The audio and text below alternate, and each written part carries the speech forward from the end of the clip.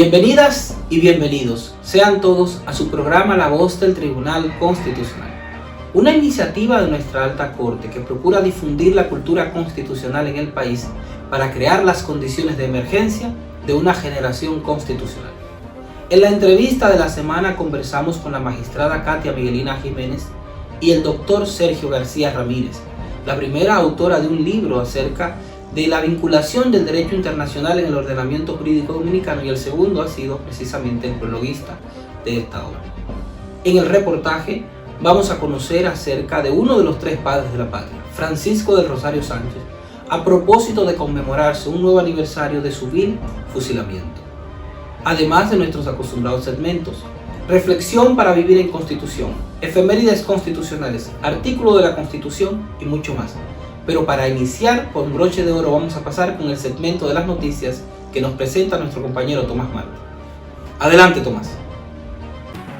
Gracias, para mí es un placer acompañarles como siempre y llevarles las principales noticias generadas por nuestra Alta Corte. Comencemos de inmediato.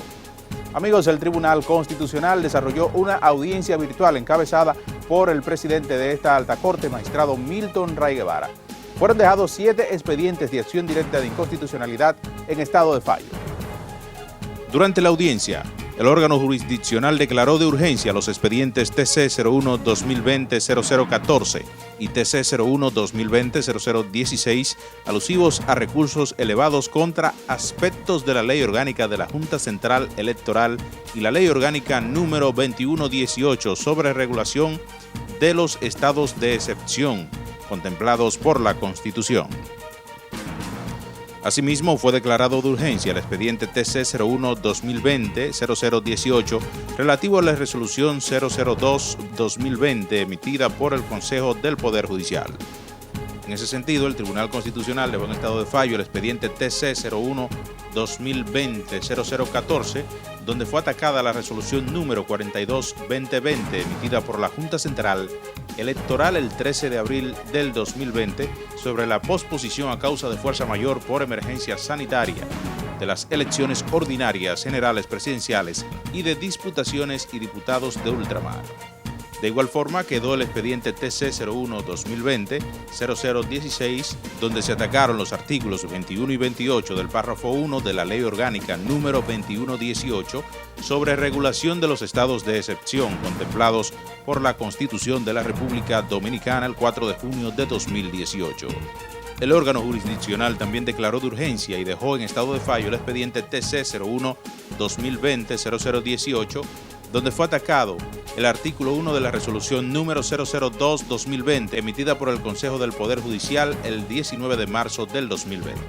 En la audiencia pública quedó en estado de fallo el expediente TC-01-2020-0017. En este atacaron los decretos 160-20 y 161-20 del 17 de mayo del 2020 emitido por el Poder Ejecutivo, mediante los cuales se prorroga el estado de emergencia por 15 días y el mantenimiento de las medidas de distanciamiento social y extensión en el horario de toque de queda, y resolución 65-20 del 15 de mayo del 2020, que autoriza al presidente de la República a prorrogar. La Alta Corte declaró en estado de fallo el expediente TC-01-2020-0009 contra el artículo 252 literal B del Código Tributario Dominicano, modificado por ley número 14700 del 27 de diciembre del 2000. En tanto que se le concedió 5 días de plazo a la parte interviniente expediente TC-01-2020-0010 para justificar sus conclusiones. En el mismo, la Asociación Nacional de Detallistas de Combustibles, ANADEGAS, objetó los artículos 20, 22, 24 y 25 de la Ley número 1719 sobre erradicación de comercio ilícito, contrabando y falsificación de productos regulados del 28 de febrero del 2019. Agotado el plazo, inicia el mismo periodo para las demás partes presentar réplicas y quedaría en estado de fallo. También quedó en estado de fallo el expediente TC-01-2020-0015, donde se actuó contra la resolución número 2196 emitida por el Ayuntamiento del Distrito Nacional el 8 de febrero de 1996. Sigue informado a través de nuestra página www.tc.gov.do. Allí encuentra los textos constitucionales, las sentencias y las publicaciones que aún se mantienen gratuitas por este periodo especial. Es todo en este resumen informativo, su espacio La Voz del Tribunal Constitucional. Más cuando regresemos.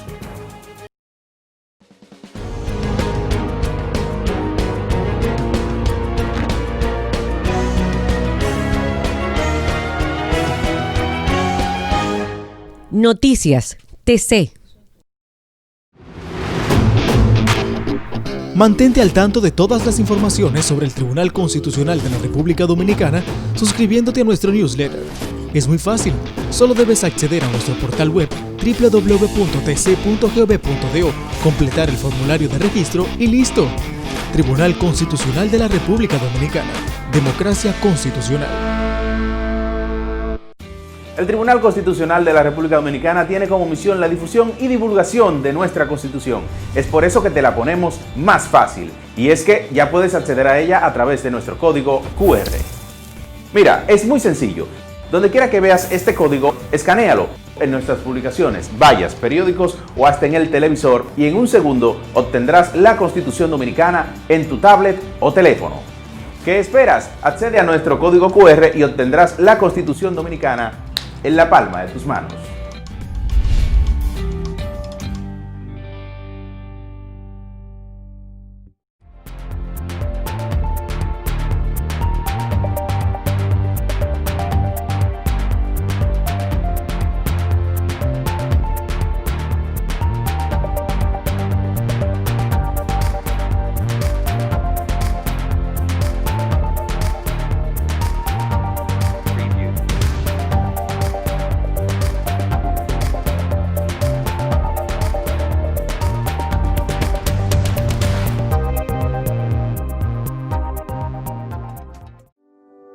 Ante la pandemia que vivimos por el coronavirus, es importante seguir estas recomendaciones.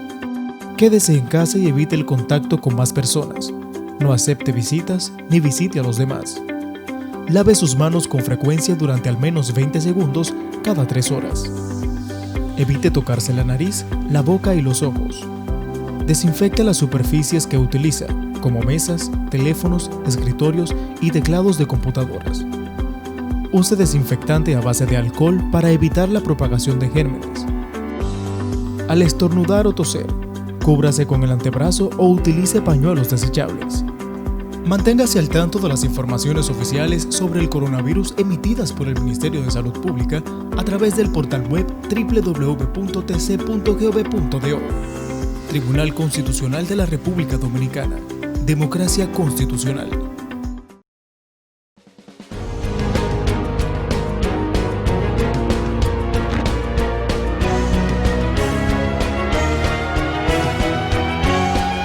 Artículo de la Constitución. Artículo 212. Junta Central Electoral. La Junta Central Electoral es un órgano autónomo con personalidad jurídica e independencia técnica, administrativa, presupuestaria y financiera, cuya finalidad principal será organizar y dirigir las asambleas electorales para la celebración de elecciones y de mecanismos de participación popular establecidos por la presente Constitución y las leyes. Tiene facultad reglamentaria en los asuntos de su competencia. Párrafo 1. La Junta Central Electoral estará integrada por un presidente y 4 miembros y sus suplentes, elegidos por un período de 4 años por el Senado de la República, con el voto de las 2/3 partes de los senadores presentes. Párrafo 2. Serán dependientes de la Junta Central Electoral el registro civil y la cédula de identidad y electoral. Párrafo 3.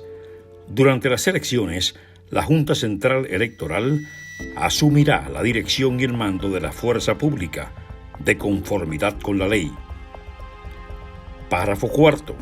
La Junta Central Electoral velará porque los procesos electorales se realicen con sujeción a los principios de libertad, equidad en el desarrollo de las campañas y transparencia en la utilización del financiamiento. En consecuencia, tendrá facultad para reglamentar los tiempos y límites en los gastos de campaña, así como el acceso equitativo a los medios de comunicación.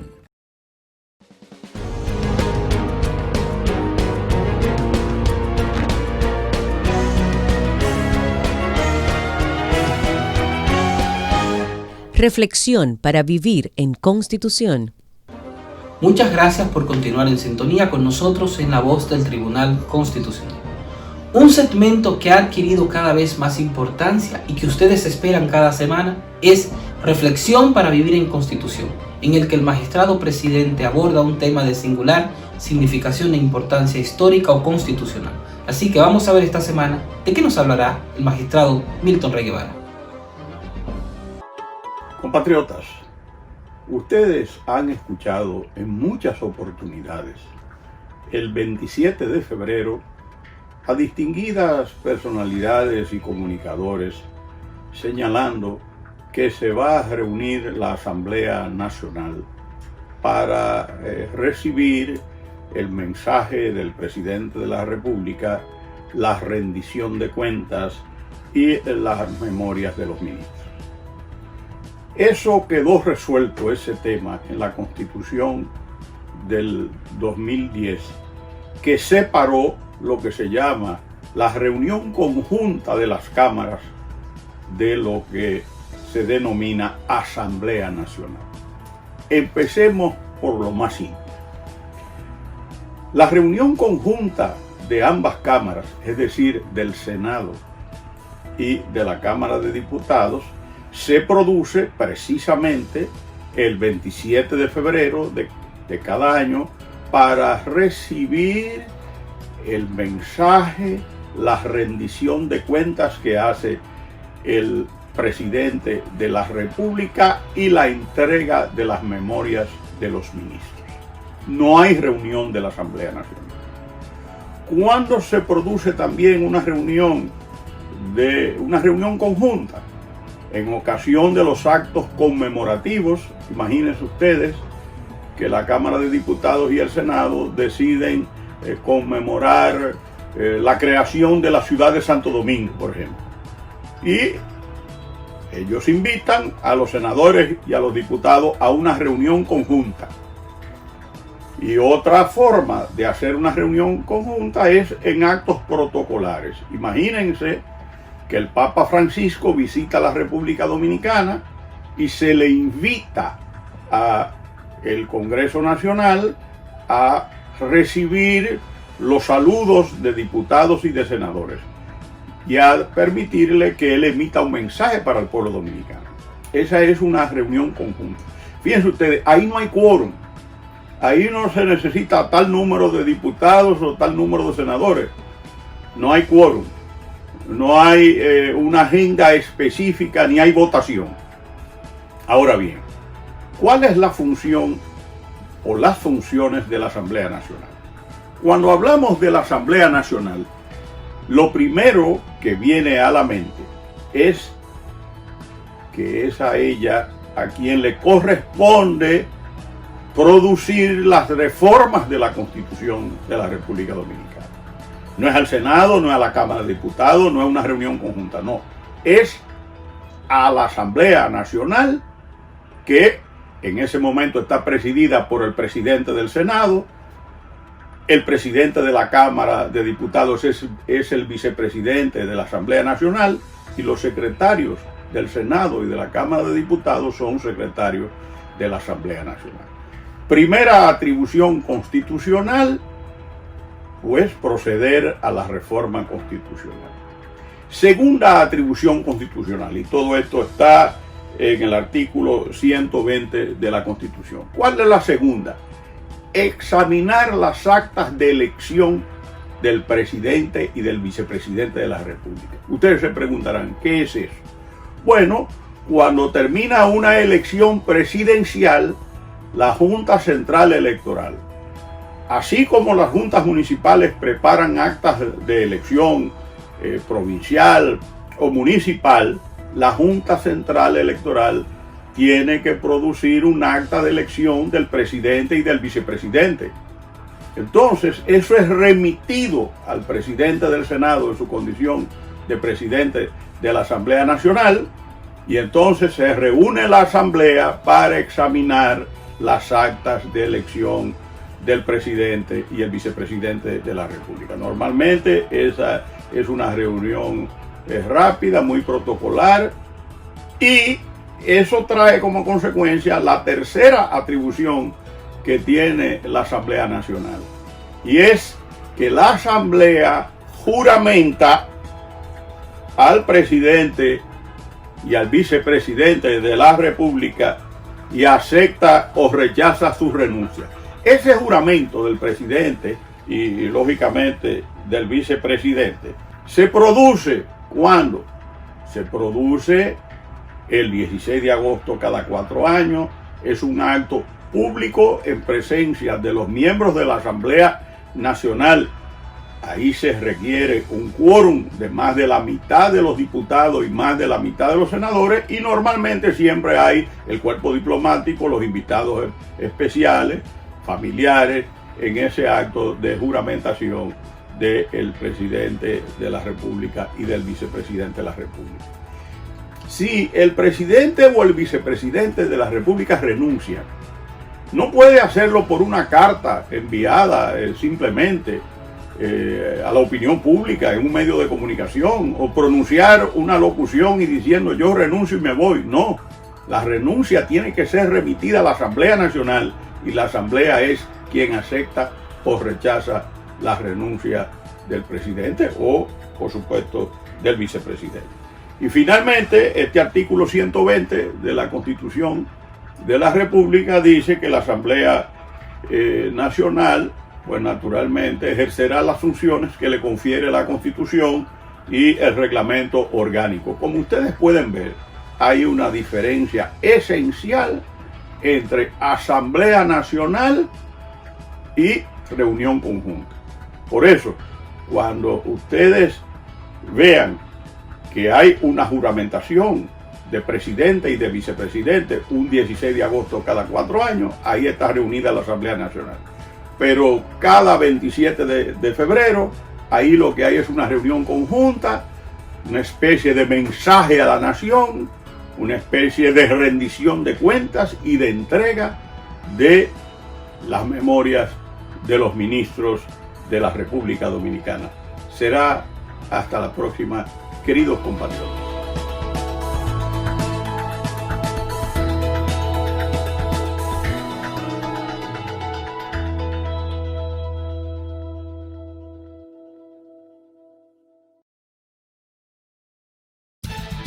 El Tribunal Constitucional se une a la campaña de información y difusión del Ministerio de Salud Pública sobre la situación del coronavirus en la República Dominicana. Accede a nuestro portal web www.tc.gov.do y conoce toda la información actualizada y oficial sobre el COVID-19.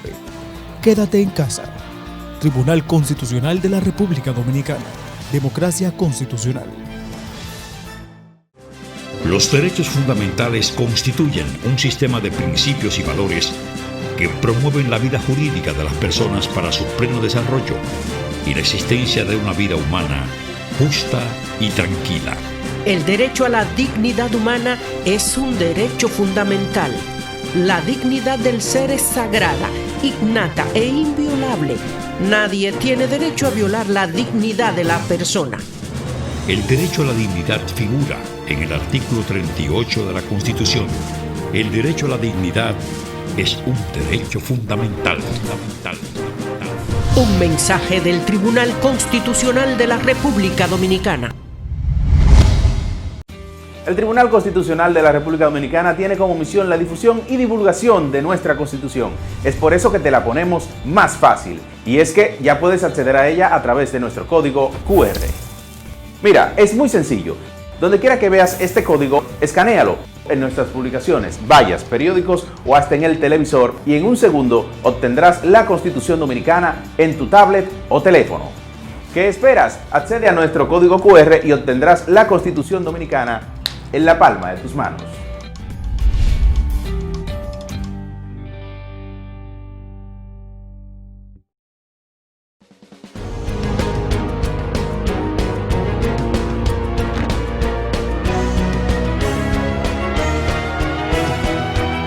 El reportaje.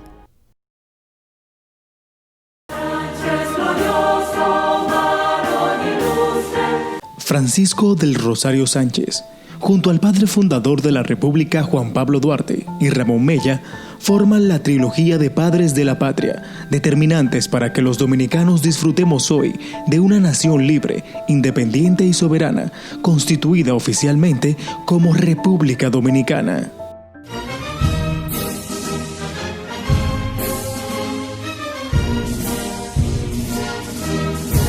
Sánchez, nacido en Santo Domingo el 9 de marzo de 1817, era hijo de Narciso Sánchez y Olaya del Rosario.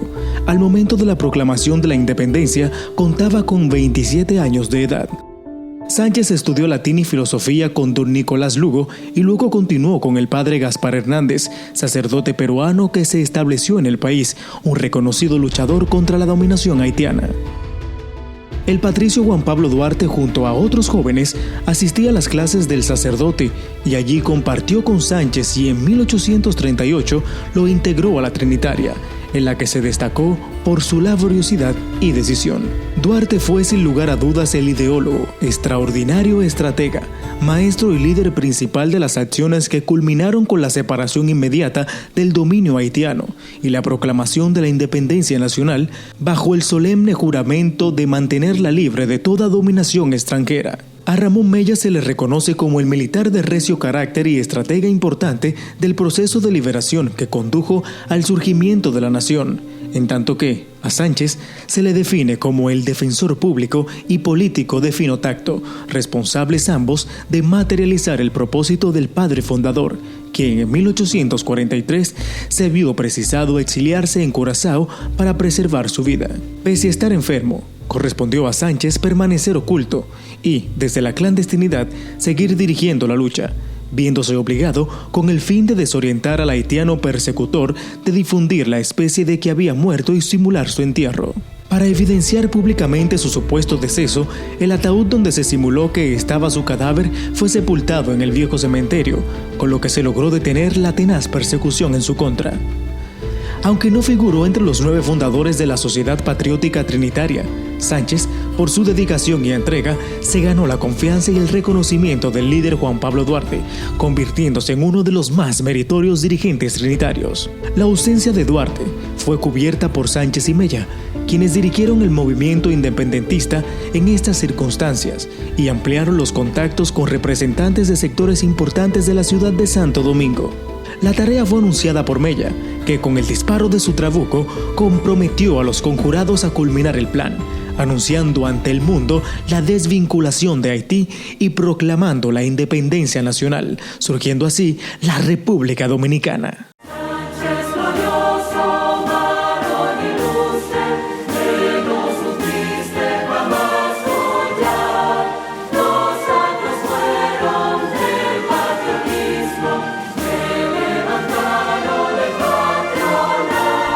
Le correspondió a Sánchez la honra de izar por primera vez la bandera nacional, ideada por el patricio Juan Pablo Duarte y confeccionada por mujeres trinitarias, entre ellas su tía la heroína, María Trinidad Sánchez.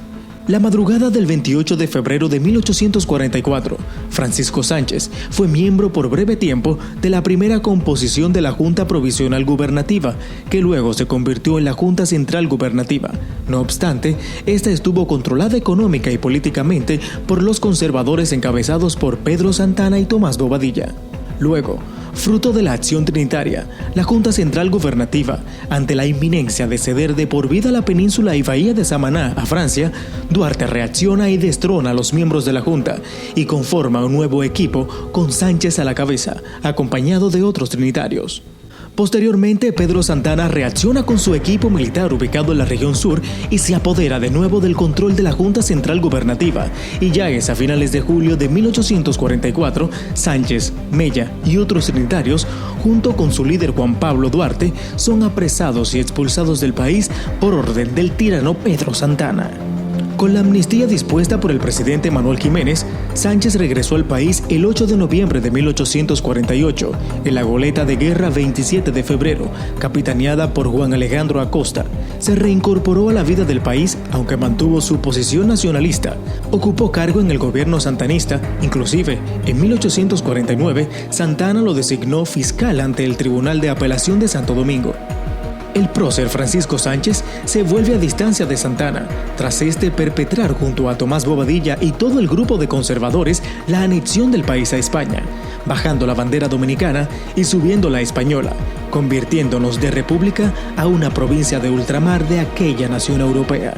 Finalizó su vida, volviendo por sus viejos lauros, y murió convertido en héroe y mártir del ideal patrio, pues como registra la historia, el 4 de julio de 1861, Francisco del Rosario Sánchez pisó tierra dominicana, ingresando por la frontera sur, junto a una veintena de patriotas dominicanos con el propósito de luchar contra la anexión a España y restaurar la independencia nacional conculcada.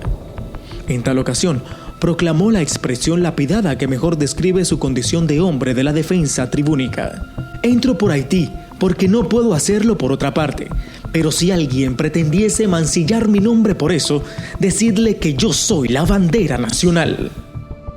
Mientras avanzaba desde la frontera, fue objeto de una emboscada y resultó herido y apresado junto a sus compañeros en el cercado, siendo trasladado al poblado de San Juan de la Maguana, donde, sin ley ni régimen jurídico vigente, fue objeto de un enjuiciamiento desprovisto de garantías a espaldas del debido proceso, y el prócer Sánchez, junto al grupo que le acompañaba, fueron asesinados en el cementerio sanjuanero tras ser accionados los fusiles. Previo a su ejecución, pidió a Avelino Orozco que le ayudara a envolver su cuerpo en la bandera nacional y declaró: «Digan a los dominicanos que muero con la patria y por la patria, y a mi familia que no quiera vengar mi muerte».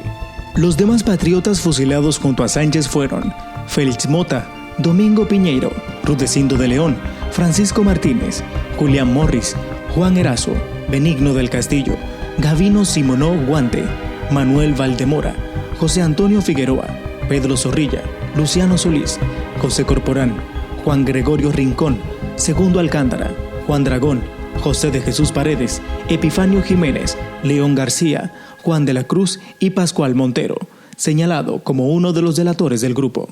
La anexión propiciada por Pedro Santana el 18 de marzo de 1861 fue un duro golpe para los hombres y mujeres que asumieron el ideal trinitario.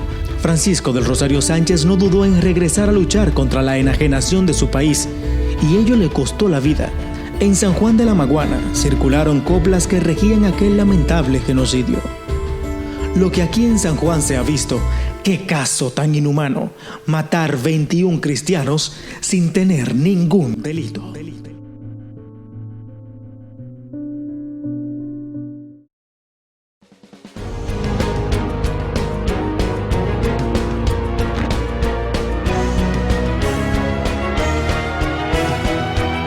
El reportaje.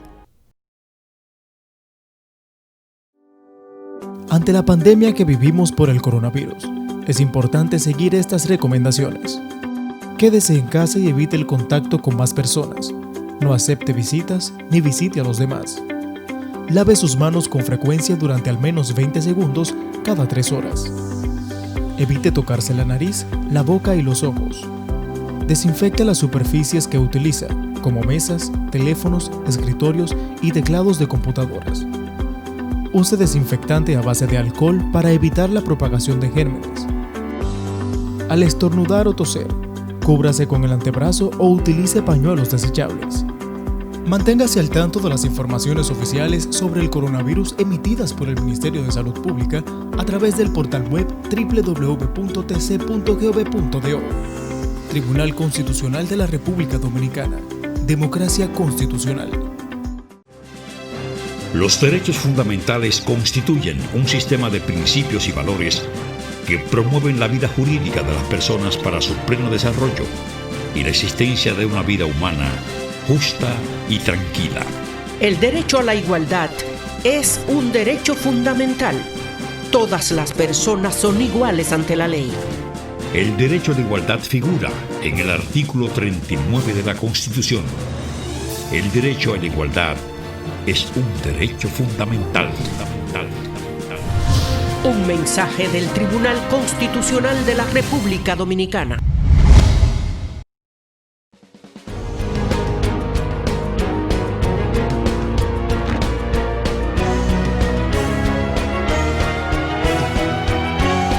La entrevista. Muchas gracias por continuar en sintonía en La Voz del Tribunal Constitucional. En la entrevista de la semana tenemos dos invitados muy especiales.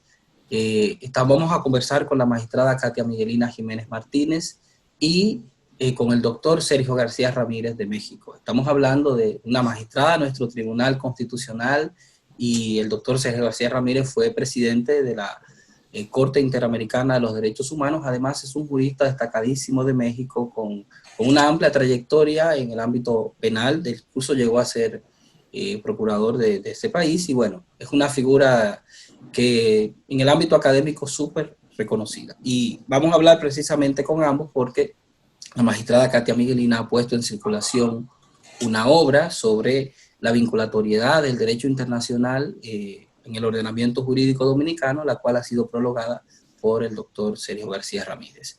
Bienvenidos ambos a este espacio.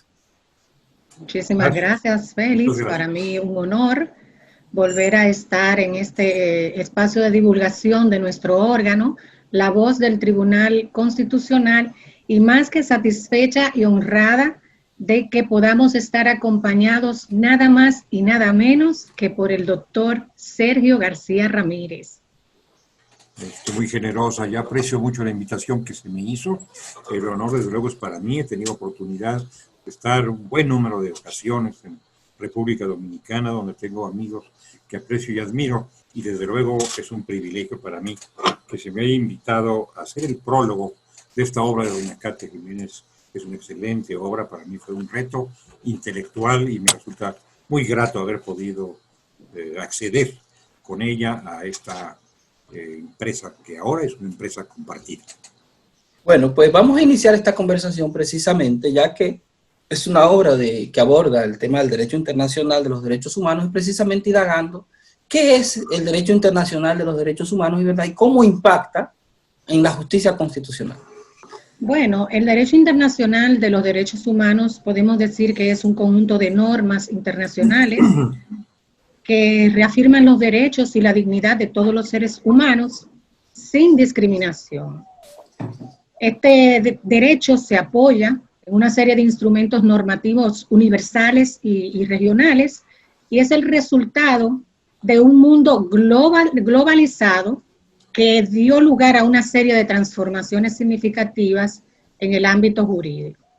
En nuestra región, a lo cual no escapa la República Dominicana, en ella se han estado produciendo esa denominada constitucionalización del derecho internacional de los derechos humanos como parte de una tendencia evolutiva de apertura en materia de derechos humanos que se registra desde hace algún tiempo.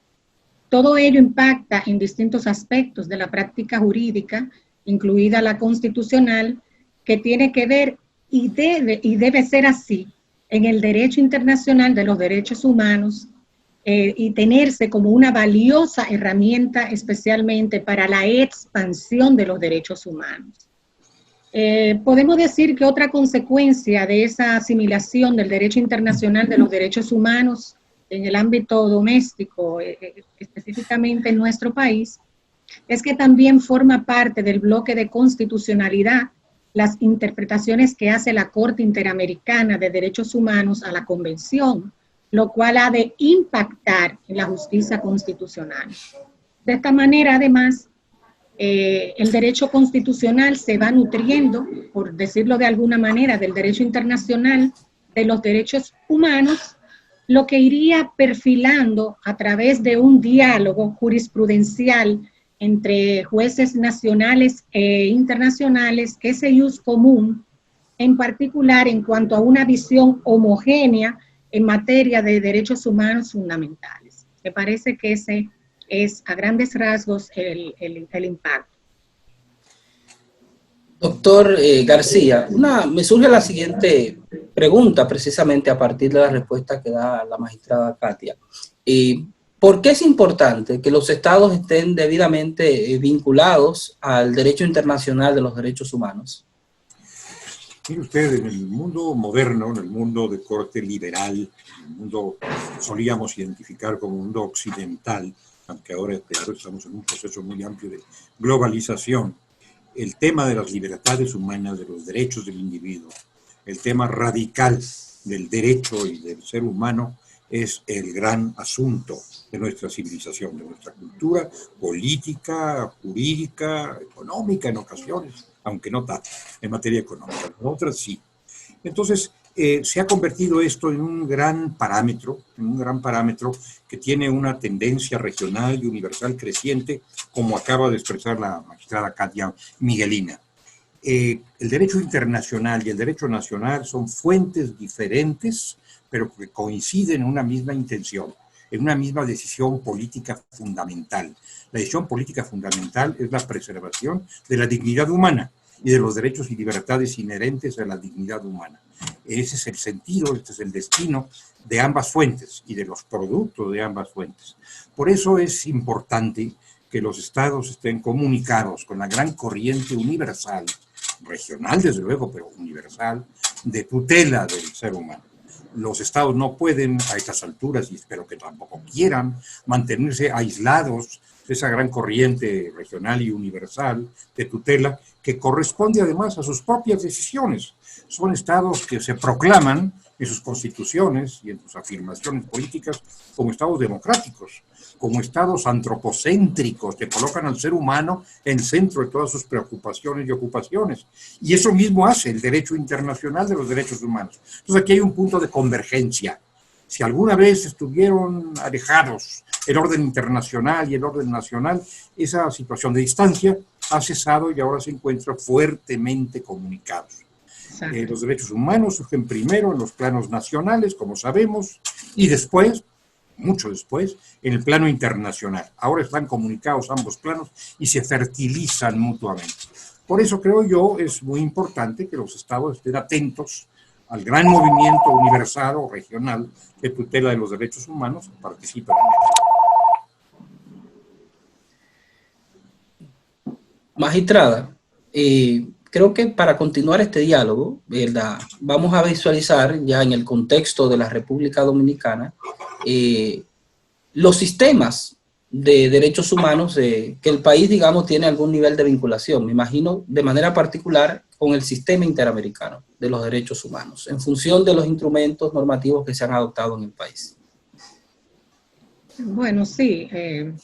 La República Dominicana pertenece a los sistemas de protección tanto universal como interamericano. En la construcción de los sistemas de protección de los derechos humanos jugó un papel importante, obviamente, la proclamación en 1948 de la Declaración Universal de los Derechos Humanos de la Organización de las Naciones Unidas, la cual suscribió la República Dominicana, obviamente en pleno ejercicio de su soberanía. Así empieza a surgir el Sistema Universal de Derechos Humanos. Posteriormente, años después, fue reforzado por la suscripción de pactos internacionales que también nuestro país ha suscrito, específicamente el Pacto Internacional de Derechos Civiles, el de Derechos Económicos y Sociales. En el Sistema Universal de Derechos Humanos existen dos niveles de garantías. En primer lugar están los órganos principales creados en virtud de la Carta de las Naciones Unidas, como son la Asamblea General, el Consejo de Seguridad, la Corte Internacional de Justicia, la Comisión de Derechos Humanos, entre otras dependencias.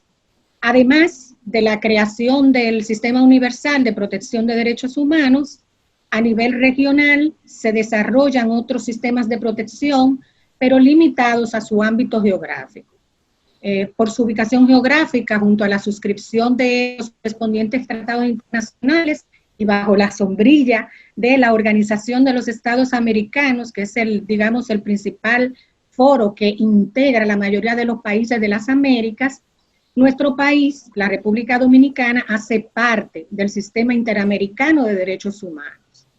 Nuestro país suscribió Convención Americana de Derechos Humanos, que, digamos, conforma su principal tratado internacional de derechos humanos.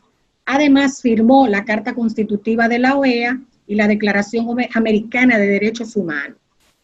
Estos instrumentos internacionales son los pilares sobre los que se sustenta el fundamento jurídico de las actuaciones del sistema de protección interamericano. Básicamente, esos son los sistemas a los cuales nosotros estamos vinculados. En esa misma línea, doctor García, ¿cuáles son los órganos del sistema interamericano, verdad? ¿Y qué funciones ejercen? Mire, estamos hablando, maestro, del sistema interamericano. A mí me gusta abordar esta cuestión, suelo hacerlo en mis exposiciones, en mis charlas, desde una perspectiva histórica que explica el surgimiento y la actuación actual. Yo comparo esto con una navegación.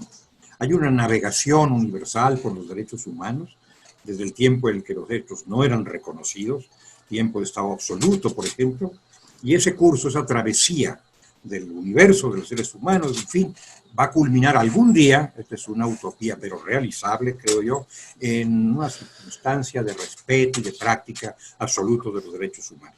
Esto implica una travesía, un curso, un recorrido, y nosotros estamos actualmente en una etapa de ese recorrido. En ese recorrido que, para fijarle fechas, se inició en una conferencia panamericana, interamericana, mejor dicho, de problemas de la guerra y de la paz en 1945, la llamada Conferencia de Chapultepec. En ese recorrido se fueron emitiendo estos ordenamientos, estos tratados, estos compromisos, declaraciones a los que se acaba de referir la magistrada con todo acierto. Y ahora estamos en una etapa más madura del sistema. El sistema no es solamente la Corte Interamericana y la Comisión Interamericana, dos cuerpos, dos instancias con 7 integrantes cada una, no podría desplegar la fuerza que debe tener un sistema solamente ese conjunto, pequeño conjunto de 2 órganos. El sistema son los estados. Los estados mismos son actores fundamentales del sistema. Los estados han participado en la Declaración Americana sobre Derechos y Deberes del Hombre. Los estados suscribieron la Convención Americana o se incorporaron en ella a través de adhesión. Los estados concurrieron a la creación de la Comisión Interamericana de Derechos Humanos en una reunión de cancilleres en Santiago de Chile. Los estados participaron en la Convención Americana y en la creación e integración de la Corte Interamericana. Así que los estados son parte del sistema. Sin los estados, el sistema tropieza, el sistema se vería frustrado. Entonces, por eso también es importante convocar a los estados a que reconozcan las consecuencias de sus propias convicciones y de la suscripción que han hecho de declaración, de convención, de integración de la Corte, etc. Luego también está la Organización de los Estados Americanos, que es esta asamblea de entidades políticas de nuestro continente, cuyo fin fundamental, según ha manifestado la propia OEA, es la tutela de los derechos humanos con sus distintas proyecciones. Y también están ahí, posteriormente, la Comisión Interamericana y la Corte Interamericana con sus respectivas misiones, con sus respectivas características. La Comisión ha sido muy activa, muy dirigente, yo la reconozco y la aprecio. Ha tenido presencias históricas importantes en muchos países. Bueno, Dominicana es uno de ellos, desde luego. Argentina es otro de ellos. Y otros más, No quiero singularizar. Y posteriormente la Corte Interamericana, que es un órgano jurisdiccional, no es un órgano supervisor de las realidades generales del continente, sino un órgano que emite opiniones consultivas y conoce de casos, pues ha, creo yo, innovado con una jurisprudencia verdaderamente transformadora, una nueva y gran jurisprudencia, cuyas joyas de la corona, si me permiten la expresión, son el régimen de reparaciones, de las violaciones de derechos humanos, y el régimen de atención a los vulnerables, a los grupos vulnerables. Entonces, estas son las 2 grandes tareas y las 2 grandes instancias que actualmente existen en nuestro medio americano. Comisión Interamericana, una especie de ombudsman, si se quiere, continental, de fiscalía, si se quiere, también continental, y Corte Interamericana, que es un tribunal cuyas decisiones son vinculantes, se aceptan como tales en la Convención Americana, emite sentencias, expide opiniones consultivas, que también son la interpretación fiel y oficial de la Convención Americana y de otros tratados internacionales y otros pronunciamientos de carácter jurisdiccional. Yo creo que con esto respondo más o menos a la interesante pregunta que usted me formuló. Bueno, magistrada, evidentemente el sistema interamericano de los derechos humanos, al interactuar con los distintos ordenamientos, genera algún tipo de impacto. ¿Cómo ha impactado precisamente en el ordenamiento jurídico dominicano? Bueno, yo pienso que esta pregunta debemos responderla desde la óptica del compromiso. Los estados suscribientes de la convención, tal como ha dicho el magistrado García Ramírez, asumieron el compromiso de adecuar el derecho interno y el conjunto de la actuación de las autoridades del Estado a los instrumentos internacionales de derechos humanos. Cuando los estados asumen un tratado, una convención, asumen al mismo tiempo una obligación. En términos generales, me parece que el impacto ha sido positivo, no puedo decir que no. Es interesante, por ejemplo, constatar en una variedad de casos en la República Dominicana, específicamente sus órganos jurisdiccionales, que han adaptado su normativa interna, la normativa interna, para cumplir con disposiciones contenidas en la convención o con alguna sentencia de la Corte. O sea, han incorporado estándares internacionales para resolver asuntos jurídicos de diversa índole. Me llega a la mente, por ejemplo, cuando era yo juez penal, en el año 1999, cuando la Suprema Corte de Justicia trazó el procedimiento a seguir en materia de amparo, aludiendo textos de la Convención Americana de Derechos Humanos, especialmente el artículo 25 que habla de que toda persona tiene derecho a un recurso sencillo y rápido contra actos u omisiones que violen sus derechos fundamentales. Recordemos que hasta ese momento en nuestro país carecíamos de una ley que regulara el amparo. A partir de ahí, esta garantía empezó a tener una importante repercusión. ¿Y cómo lo hizo la Suprema? Pues alando pues, la Convención Interamericana de Derechos Humanos y adecuando nuestro ordenamiento a esa convención. Asimismo surge, por ejemplo, la resolución 1920 del año 2003 de la Suprema también, que permitió que se adoptaran una serie de medidas anticipadas a la entrada en vigencia del Código Procesal Penal, de modo que se humanizara el juzgamiento de los procesados, garantizándoles el debido proceso y la tutela judicial efectiva. Muchos principios del debido proceso no estaban previstos en nuestro ordenamiento jurídico y la Suprema acudió a la Convención, pero también a sentencias de la Corte Interamericana para hacerlo y fue todo un éxito. Pero el sistema interamericano no solo ha impactado de manera positiva en casos de vacíos legislativos, como lo que se me ha ocurrido ahora en esta respuesta, sino que ha surgido la necesidad de adecuar una determinada disposición a la Convención, al bloque de constitucionalidad y a la interpretación que de la Convención hace la Corte.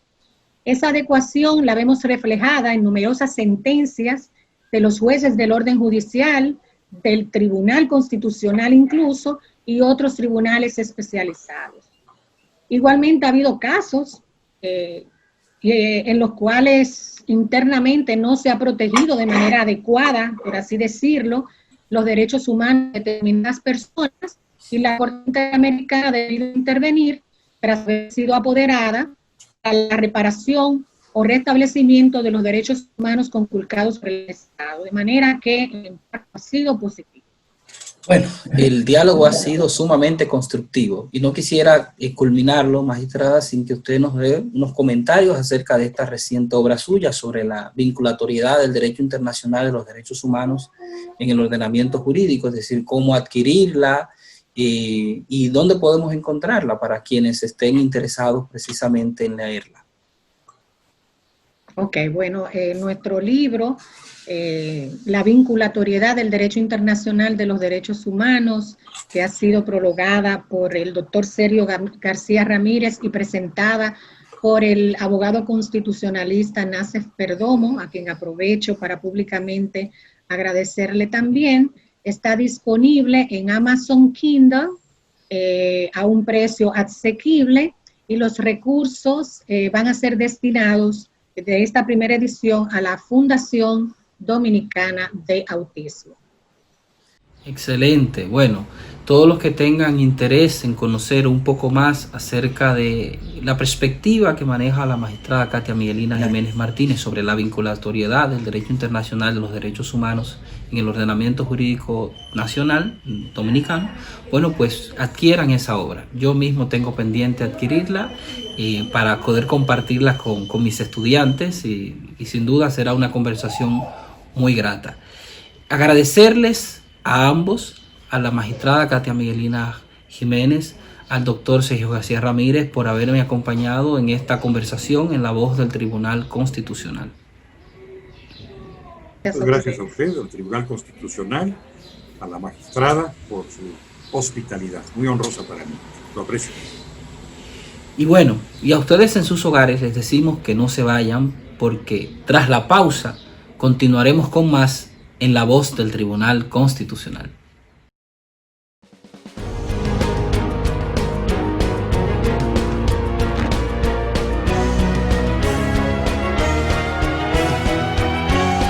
La entrevista. El Tribunal Constitucional de la República Dominicana tiene como misión la difusión y divulgación de nuestra Constitución. Es por eso que te la ponemos más fácil. Y es que ya puedes acceder a ella a través de nuestro código QR. Mira, es muy sencillo. Donde quiera que veas este código, escanéalo en nuestras publicaciones, vallas, periódicos o hasta en el televisor, y en un segundo obtendrás la Constitución Dominicana en tu tablet o teléfono. ¿Qué esperas? Accede a nuestro código QR y obtendrás la Constitución Dominicana en la palma de tus manos.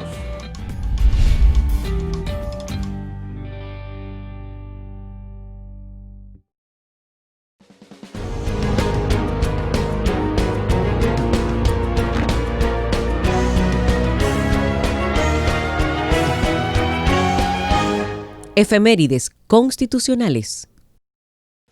En la efeméride constitucional de la semana vamos a conocer una mujer destacada de la historia dominicana, que jugó un rol importante en el proceso de independencia, una de las que elaboró la primera bandera nacional, Concepción Bona. Veámoslo. En julio de 1901 fallece Concepción Bona Hernández, seguidora del pensamiento patriótico de Juan Pablo Duarte, y quien figura entre las damas que confeccionaron los primeros ejemplares de la bandera nacional. A ella, junto con María Trinidad Sánchez, se le atribuye la confección de la bandera que ondeó por primera vez en los cielos de la patria, la gloriosa noche del 27 de febrero de 1844, tras ser enarbolada por el prócer Francisco del Rosario Sánchez. De ahí que esa fecha reviste una doble importancia: Día de la Independencia y Día de la Bandera Nacional. Concepción Bona pertenecía a una familia que estaba directamente comprometida con la causa independentista. Su padre, Ignacio Bona, figura entre los firmantes del manifiesto del 16 de enero de 1844. Era prima hermana de Josefa Brea Hernández, esposa de Ramón Matías Mella, y prima de Pedro Alejandrino Pina, uno de los trinitarios que asumieron el juramento de Juan Pablo Duarte la mañana del 16 de julio de 1844. Nuestra primera Constitución del 6 de noviembre de 1844 establecía, en su artículo 194, lo siguiente: El pabellón mercante nacional se compone de los colores azul y rosado, colocados en cuarteles esquinados y divididos en el centro por una cruz blanca de la mitad del ancho de uno de los otros colores, que toque en los cuatro extremos. El pabellón de guerra llevará además las armas de la República en el centro. 10 años después, en 1854, se produce la primera reforma constitucional dominicana y se modificó el texto relativo a la bandera nacional para establecer que los colores de esta eran el azul y el rojo, colocados en cuarteles esquinados y divididos en el centro por una cruz blanca. Las diferentes versiones constitucionales han reservado un artículo a nuestra bandera nacional. Así, el texto constitucional vigente dedica el artículo 31 que expresa: la bandera nacional se compone de los colores azul ultramar y rojo vermellón, en cuarteles alternados, colocados de tal modo que el azul quede hacia la parte superior de asta, separados por una cruz blanca del ancho de la mitad de la altura de un cuartel y que lleve en el centro el escudo nacional. La bandera mercante es la misma que la nacional sin escudo. Concepción Bona Hernández, además de patriota y de haber confeccionado junto a María Trinidad Sánchez la primera bandera, fue una dedicada educadora. Falleció el 2 de julio de 1901 y sus restos descansan en el Panteón Nacional, situado en la calle Las Damas de la zona colonial.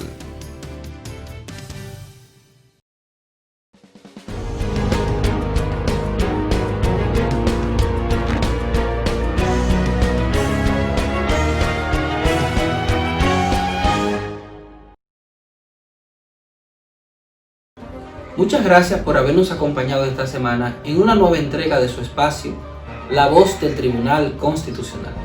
Queremos aprovechar la ocasión para felicitar a dos hermanas naciones de América que están celebrando sus fechas de independencia. Nos referimos a los Estados Unidos de Norteamérica, que conmemora cada 4 de julio su independencia nacional, y la República de Venezuela, que lo hace el 5 de julio. Además, queremos invitar a todos los ciudadanos dominicanos a que vayamos a votar en las elecciones presidenciales y legislativas que se estarán celebrando este domingo. Las elecciones son un momento trascendental en la vida de toda sociedad democrática y los ciudadanos debemos acudir de manera entusiasta y responsable, siguiendo las medidas de seguridad y protección de la salud que han diseñado los órganos rectores del sistema electoral. Así que esperamos que todos vayan a votar, para que nos reencontremos la próxima semana en una nueva entrega de su espacio, La Voz del Tribunal Constitucional.